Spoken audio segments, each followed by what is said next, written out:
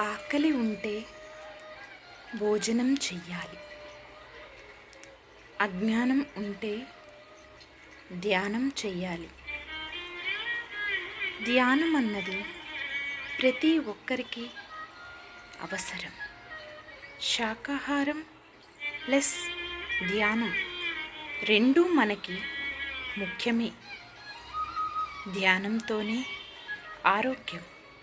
ఆరోగ్యం అంటే శారీరక ఆరోగ్యం, మానసిక ఆరోగ్యం, సాంఘిక ఆరోగ్యం, ఆర్థిక ఆరోగ్యం, ఆధ్యాత్మిక ఆరోగ్యం. ఈ 5 కలిస్తేనే సంపూర్ణ ఆరోగ్యం. ఈ సంపూర్ణ ఆరోగ్యం ధ్యానంతో పరిపూర్ణ ఆరోగ్యం అవుతుంది. పరిపూర్ణ ఆరోగ్యం ఉన్నవారు నిశ్చల చిత్తంతో నిరంతరం శాంతితో అలరారుతూ ఉంటారు. అటువంటి వ్యక్తులతోనే శాంతియుత సమాజం, శాంతియుత ప్రపంచం ఆవిష్కరింపబడుతుంది.